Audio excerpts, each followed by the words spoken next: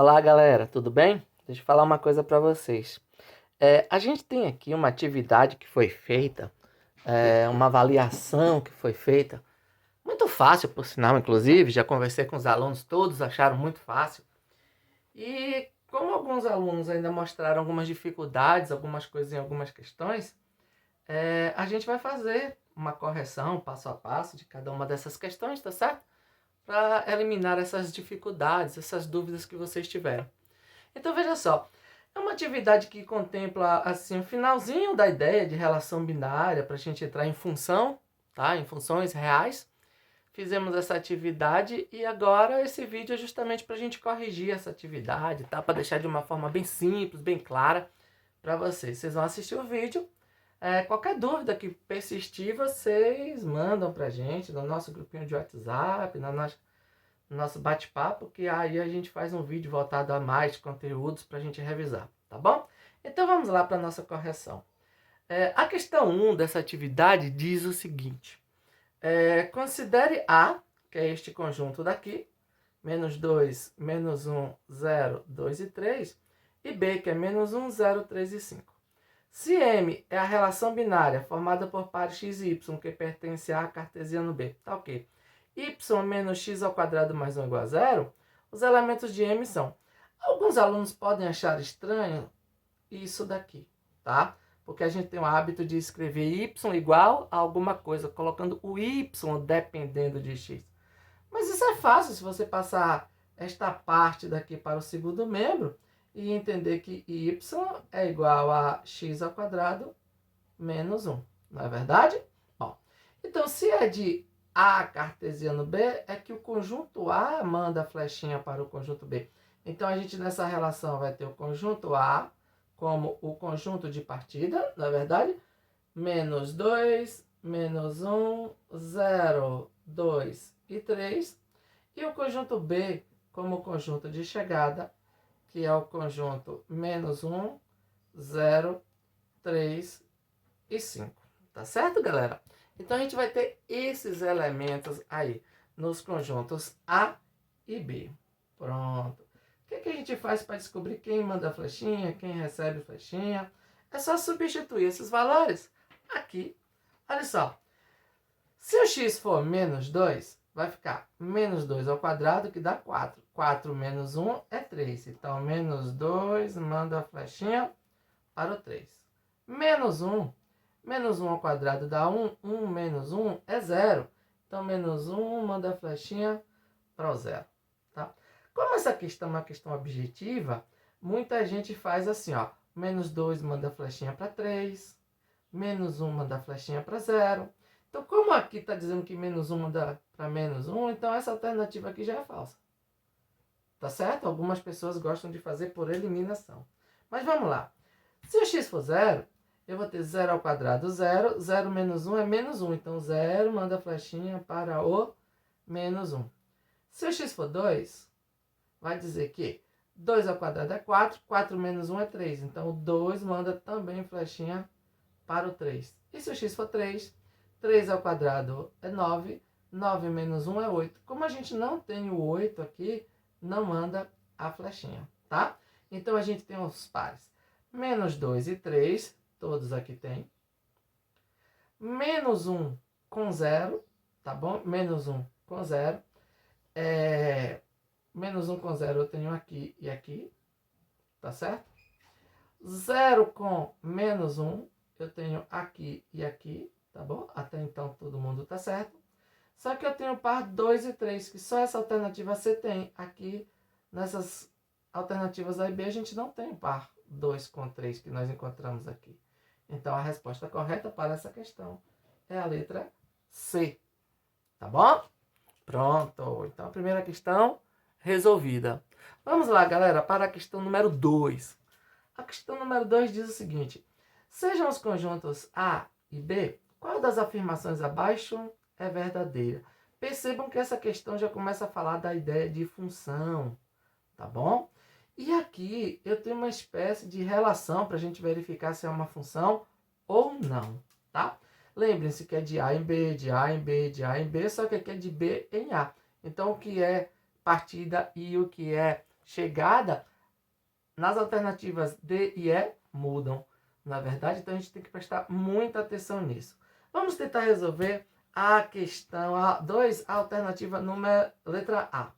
De A em B, então eu tenho um conjunto A, que é formado pelos elementos 1 e 2, mandando flechinha para o conjunto B, formado pelos elementos 0, 1 e 2. Tá bom? A gente vai obedecer essa relação da letra A para a gente verificar se é uma função ou não. Tá bom? Está dizendo que na letra A, f que leva cada x a 2x. É uma função de A em B. Então, se leva cada x a 2x, o 1 sendo x, 2x é 2. Então, na verdade, leva cada elemento ao dobro. Então, o dobro de 1 é 2. Só que o dobro de 2 é 4. E no conjunto B a gente não tem esse elemento 4. Portanto, não é função. Por quê? Porque para ser função, cada elemento do conjunto de partida precisa ter uma única imagem no conjunto de chegada. E o 2 não tem. Porque a imagem do 2 seria 4, só que no conjunto B a gente não tem esse elemento 4. Portanto, a letra A é falso. Na letra B diz que x leva o elemento a x mais 1, ou seja, é o seu sucessor. É uma função de A em B. Então vamos lá. O 1 leva a 2, porque é x mais 1, né? Soma 1 com 1 dá 2. Só que o 2 levaria para o 3. E a gente não tem o 3 aqui pelo mesmo motivo. Não é uma função. Tá certo? Bom, agora deixa eu falar uma coisa para vocês. Na letra C é x ao quadrado menos 3x mais 2. Eu vou fazer um outro diagrama, tá bom? Porque a gente já usou isso daqui. Então, eu vou fazer um outro diagrama para a letra C. Vou fazer aqui, ó, o A, formado pelos elementos 1 e 2.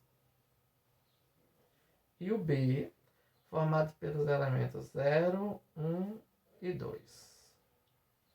Pronto, eu tenho esses conjuntos A e B para a gente ver aqui. Então, vamos lá. Substituindo o 1 nesta relação x ao quadrado menos 3x mais 2. Substituindo 1. Vamos lá? Vamos lá. Esse 1 vai mandar a flechinha para quem? 1 ao quadrado é 1. 3 vezes 1 é 3. Então, vai ficar 1 menos 3, que dá menos 2. Menos 2 mais 2 é 0. Então, o 1 vai mandar a flechinha para o 0. Agora, vamos ver o 2. Vamos lá. 2 ao quadrado é 4. 4. 3 vezes 2 é 6. Então, 4 menos 6 é menos 2. Menos 2 mais 2 é 0. Então, o 2 também manda a flechinha para o 0. Então, o 2 é domínio e o 0 é a imagem de 2. Né? Então, isto é uma função de A em B? Verdade, é uma função. Por quê? Porque cada elemento do conjunto de partida tem uma e apenas uma imagem no conjunto de chegada. Inclusive, a imagem é a mesma, né? Isso pode acontecer. Então, a resposta correta da questão 2 é também a letra C. Tá bom? É também a letra C. Ok, galera? Vamos lá, então. Vamos dar continuidade a essas questões aqui. Questão número 3. Pronto, vamos ver a questão número 3. Tá certo? Diz o seguinte. As funções, aqui ela já está dizendo que é função. As funções f e g são dadas por f de x é 2x menos 3 e g de x é 3x mais a. Qual é o valor de a, que é esse a que apareceu aqui, sabendo que f de 2 mais g de 2 é igual a 8? Então vamos lá, galera. Quem é f de 2? F de 2 é... Se f de x é 2x menos 3, f de 2 é 2 vezes 2 menos 3. 2 vezes 2 é 4. 4 menos 3, 1. Então, f de 2 é 1. Quem é g de 2, galera? G de 2, eu vou colocar 2 no lugar do x na função g, que é aqui. Então, vai ficar 3 vezes 2 mais a. E 3 vezes 2 é 6. Isso aqui vai ser 6 mais a. Como a questão diz que f de 2 mais g de 2 é igual a 8, vai ficar fácil. Porque, ó, f de 2 mais g de 2 é igual a 8. Não é verdade? Então, olha só. F de 2 eu já calculei, é 1. Então, vai ficar 1 mais. G de 2 a gente também calculou. é 6 mais A, não é verdade? Então, 6 mais A, isso é igual a 8. Portanto, 1 mais 6, 7 mais A é igual a 8. Então, A é igual a 8 menos 7. Portanto, A é igual a 1. A resposta é a letra A. Tá certo? A resposta é a letra A. Beleza, galera? Vamos lá para a questão número 4. Olha aqui a atividade fácil. O professor Bolinha é o único professor de matemática do mundo que faz uma atividade fácil. Tá bom? Vamos lá. Um táxi começa uma corrida com o taxímetro marcando R$ 4,00. Cada quilômetro rodado custa R$ 1,50. Se ao final de uma corrida o passageiro pagou R$ 37,00, a quantidade de quilômetros percorridos foi. Pronto. Na verdade, essa questão a gente precisa montar a expressão, a função, na verdade, que me dá o preço pago em função da quantidade de quilômetros. A questão me diz que o taxímetro já começa marcando R$ 4,00, então o cliente paga R$ 4,00 de qualquer modo. E a cada quilômetro rodado, ele vai pagar R$ 1,50. Como que será feita esta conta? Olha só, galera, como que essa conta é feita? O preço a se pagar vai ser dado por R$ 4,00 mais 1,50 vezes a quantidade de quilômetros, não é verdade? Pronto. Só que isso, para um certo cliente, custou R$ 37,00. Então, se eu resolver esta equação daqui, eu vou encontrar, não é verdade? Então, vai ser 1,5 vezes Q, que é a quantidade de quilômetros, é 37, esse 4, menos 4. Então, 1,5 vezes Q é igual a 33, que é igual a 33 dividido por 1,5, portanto, Q é igual a 22 quilômetros. Outra questão, mel na chupeta, tá certo? 22 quilômetros. E agora a gente vai para a próxima questão, que eu já tenho prontinho aqui embaixo, olha só. Questão número 5. Questão número 5. Veja só, muito texto, muito bacana a questão número 5 para vocês. Tá certo? E aí, vamos tentar resolver a questão número 5? Para produzir colares feitos com sementes de açaí, uma artesã teve uma despesa de R$ 24,00 na aquisição de matéria-prima. Ela já gastou R$ 24,00 de qualquer modo. Sabendo que o preço de custo por unidade produzida é R$ 2,00 e que a artesã pretende vender cada colar por R$ 5,00, analise as afirmativas abaixo. Olha só, é muito bom a gente pensar nisso aqui antes. Para conseguir a matéria-prima, você gastou, né? A artesã, você gastou R$ 24,00, tá bom? Pronto. Além disso, depois de ter posse da matéria-prima, a artesã teve um custo de R$ 2,00 para produzir cada unidade, tá bom? Cada unidade de colar. E depois que ela gastou esses R$ 2,00 por unidade, ela pretende vender a R$ 5,00.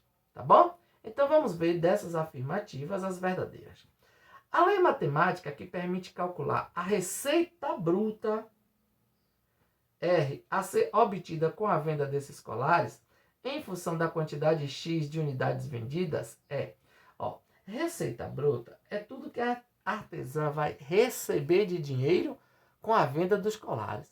Ela vende cada colar a R$ 5,00, não é verdade? Então, a receita bruta é 5 vezes X. Isso é verdade.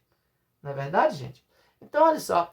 Ela vai vender cada colar a R$ 5,00. Se ela vender 100 colares, ela vai ter 5 vezes 100. Tá bom? Então, a primeira afirmativa é verdadeira. Vamos para a segunda. A lei matemática que permite calcular o custo total C decorrente dessa produção, percebam que é o custo total, em função da quantidade X de colares produzidos é 24 mais 2x. Olha só, esses R$ 24,00 foram aqueles custos, a despesa na aquisição de matéria-prima. Então, ela entra no custo total. E mais esses R$ 2,00 é porque para produzir, sabendo que o preço de custo por unidade produzida é 20, então ela gastou R$ 24,00 para a aquisição da matéria-prima e mais R$ 2 para cada unidade a ser produzida. Então, a função C, que é o custo total, né, decorrente dessa produção, é 24 mais 2x. Esta proposição também é verdadeira. Tá certo? Bom, olha só, galerinha. A venda desses produtos só dará lucro se a quantidade de colares vendidos for superior a 8. O que é lucro? Lucro é quando a receita é maior do que a despesa, não é verdade? Então imagine que eu vou colocar aqui, ó, a receita é maior do que o custo. Só que a gente já viu que a receita é 5x. É 5 vezes a quantidade produzida, que é maior do que o custo, que nós já vimos que é 24 mais 2x. Então, olha só, se eu passar esse 2x para cá, eu vou ter 5x menos 2x é maior do que 24. Não é verdade, gente? Vamos lá? Então, 3x é maior do que 24. A gente pode dizer que x é maior do que 24 sobre 3. X, portanto, é maior do que 8. Superior a 8. Olha só, essa questão me diz o seguinte, que todas as afirmativas são verdadeiras. Não é assim? Todas as afirmativas verdadeiras. Vamos lá, galerinha. Presta bastante atenção, que agora a gente vai para a questão no número 6. Questão número 6, tá certo? Vamos lá. O preço a pagar pela locação de um automóvel é composto de duas partes. Uma tarifa fixa diária de R$ 40 e uma quantia de 15 centavos por quilômetro rodado. Olha só, duas partes. Uma tarifa diária de R$ 40 e mais 15 centavos por quilômetro rodado, tá bom? Bom, o preço a ser pago pela locação de um destes automóveis por 5 dias e rodando 1.200 quilômetros será em reais iguais a... Então veja só como que a gente vai fazer esse cálculo. Veja só como a gente vai fazer esse cálculo. Eu vou ter o seguinte, 5 dias e mais 1.200 quilômetros rodados. Então o preço é dado por duas partes. Olha só, R$ 40 vezes a quantidade de dias e mais 15 centavos vezes a quantidade de quilômetros. É só se a gente substituir. Na verdade, o que eu tenho aqui é uma função com duas variáveis, né? Porque o preço depende de duas variáveis, a quantidade de dias e a quantidade de quilômetros. Então, o preço vai ser 40 vezes o número de dias, que a questão me disse 5 dias, mais 0,15 vezes a quantidade de quilômetros, 1.200 quilômetros. Então, o preço vai ser 40 vezes 5, que dá 200, mais 0,15 multiplicado por 1.200, que dá quanto, galera? Dá quanto? 180, não é verdade? 180. Então, o preço é igual a R$ 380. Tá bom, gente? Então, a resposta certa, letra E. Tá bom? Letra E. É a resposta certa da questão número 6. Vamos lá. Prova fácil. E agora a gente vai para a questão número 7. Um estacionamento cobra R$ 6 pela primeira hora de uso, R$ 3 por hora adicional e tem uma despesa diária de R$ 320. Considere um dia em que sejam cobradas no total 80 horas de estacionamento. O número mínimo de usuários necessário para que o estacionamento obtenha lucro nesse dia é, olhe só, essa questão número 7 é uma questão bem bacana, tá? É uma questão bem bacana, uma questão da FUVEST. Olha que questão. Eu acho que essa é a questão mais difícil, mais demorada para se resolver nessa atividade, tá bom? Um estacionamento cobra R$ 6 pela primeira hora de uso e R$ 3 por hora adicional. Ou seja, se você ficar 2 horas com seu carro nesse estacionamento, você vai pagar R$ 9. Não é verdade? R$ 9. Tá bom, gente? E esse estacionamento, esse estacionamento tem uma despesa diária de R$ 320. Vamos supor que seja com manutenção de material de limpeza, banheiro, um funcionário, a quantidade de funcionário, não importa. O estacionamento tem uma despesa diária de R$ 320. Vamos supor que nós tenhamos X usuários em um dia, tá bom? X usuários em um dia. Quanto vai ser a receita desse estacionamento? Vai ser X multiplicado por 6, porque todos os usuários pagam, na verdade, R$ 6 pela primeira hora. Você entrou na primeira hora, você paga R$ 6. Então, o estacionamento, na verdade, vai ganhar 6 vezes X naquele dia, tá? Mas ele tem uma outra parte de receita, que é alguns usuários ficam outras horas, tá bom? Outras horas pagando R$ 3, que são as horas adicionais. Não é verdade?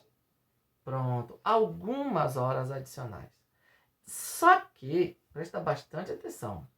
Neste dia, nós tivemos 80 horas de estacionamento. Tá bom? 80 horas de estacionamento. X é o número de horas que foram contabilizadas como a primeira hora daquele usuário. Então, veja só. As horas adicionais são 80 menos esse X que foram contabilizadas como a primeira hora de cada usuário. Tá bom? E esta hora adicional é cobrada a R$ 3. E isso é a receita do camarada. Tá? Então, o número mínimo de usuários, quer dizer, o valor de X, para que o estacionamento obtenha lucro, só teremos lucro se isso for maior do que R$ 320, que é a despesa que o estacionamento tem.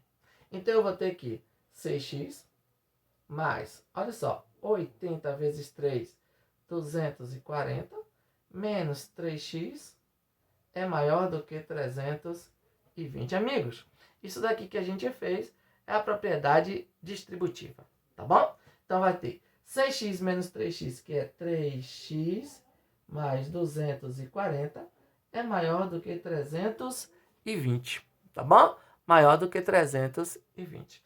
Portanto, 3x é maior do que 320 menos 240. Portanto, 3x é maior do que 80. X precisa ser maior do que 80 dividido por 3. Amigos, 80 dividido por 3 vai dar 26,666 e teremos aqui uma dízima periódica. Então, o número de usuários precisa ser maior do que 26,66666, ou seja, 27 usuários, tá bom? É o número mínimo de usuários para que este estacionamento tenha lucro. Pronto, nós teremos mais algumas questões aqui para terminar, para a gente concluir esta avaliação. Vamos para a questão de número 8 dessa avaliação. Vamos lá. Eu vou fazer essa questão 8 de dois modos, tá bom? Aquele modo que o aluno provavelmente faz, mas depois que ele começa a estudar, ele entende uma forma para a gente ganhar tempo. Vamos lá. Vou fazer de duas formas diferentes a mesma questão. Sabe-se que a função f de x, x mais 3 sobre 5, é invertível. Ou seja, ela possui uma inversa que também é função. Na verdade, esta função aqui, portanto, é bijetora.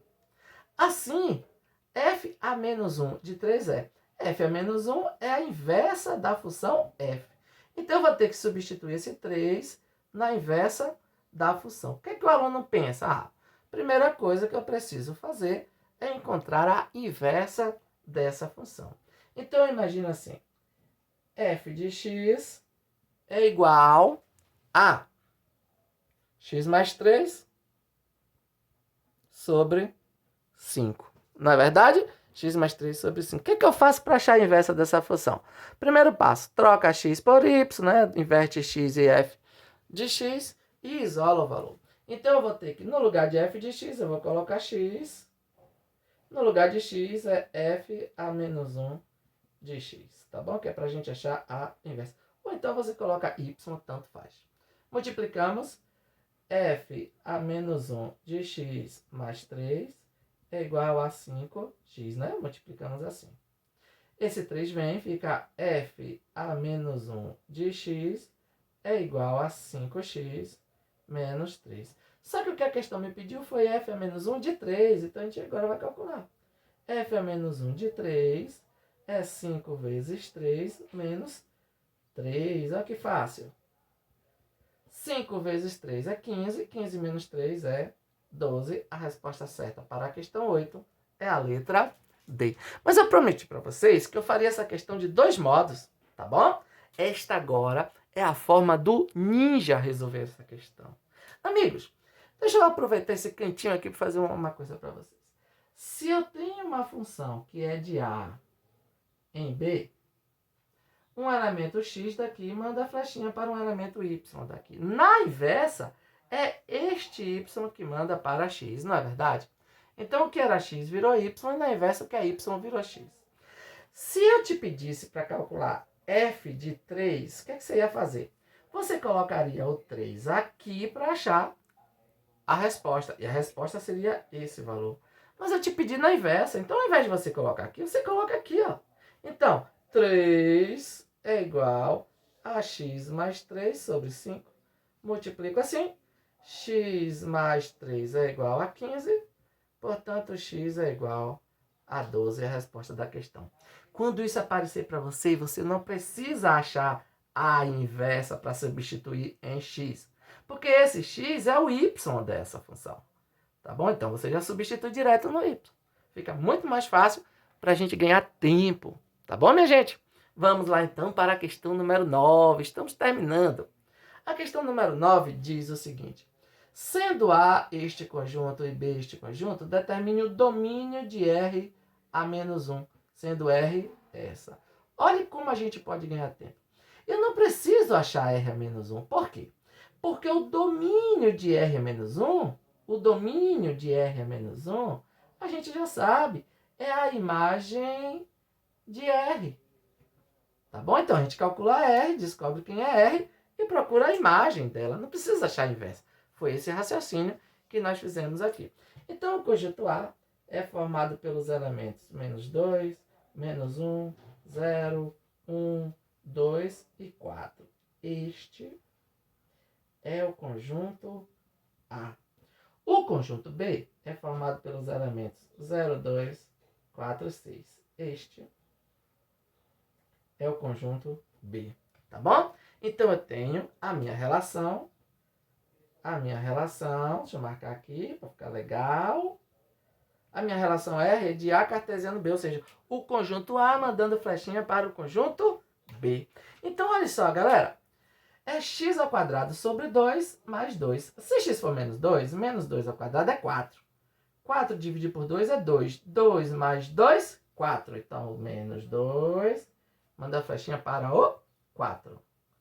Se x for menos 1, menos 1 ao quadrado vai dar 1. 1 sobre 2 é 0,5. Mais 2 é 2,5. Aqui nós não temos. Este elemento menos 1 não manda a flechinha.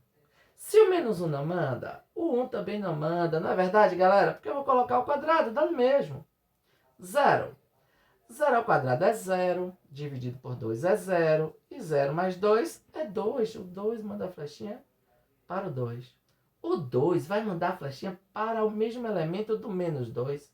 Não é verdade? Não precisa fazer conta, ó. É 4. E o 4 vai ficar. 4 ao quadrado é 16. 16 sobre 2 é 8. 8 mais 2 é 10. Não tem 10. Tranquilo. Como a questão me pede o domínio de R a menos 1, veja só. O domínio de R a menos 1, e eu sei que é a imagem de R, a imagem da relação é a galera subconjunto do contradomínio, que serve como imagem, né, que recebe a flechinha. Então, o domínio de R a menos 1 vai ser o conjunto 2 e 4, tá bom? 2 e 4. Facinho assim, tá bom, gente? Vamos lá! última questão, questão 10 da nossa atividade avaliativa. Veja só, o preço pago para tirar xerox numa papelaria é função do número de cópias tiradas. Até 10 cópias, pagam-se 25 centavos por cópia. A partir da 11ª cópia, pagam-se R$ 2,50 pelas 10 primeiras. É claro, né? É 10 a 25 centavos, a gente vai pagar R$ 2,50. E mais, 20 centavos para cada cópia excedente. Quanto uma pessoa vai pagar para tirar 6 cópias? Vamos lá. 6 cópias. Para 6 cópias. Então, como que a gente vai fazer? O preço é 6 multiplicado por até 10 cópias. Paga 25 por cópia. Então, é 6 multiplicado por 25. O preço a ser pago, galera, é 6 vezes 25 centavos, R$1,50. Esta é a primeira resposta da questão, porque a questão faz 2 perguntas para a gente. Ela também pergunta, e para tirar 30 cópias? Então, para tirar 30 cópias, como que nós vamos fazer este cálculo? É simples. O preço vai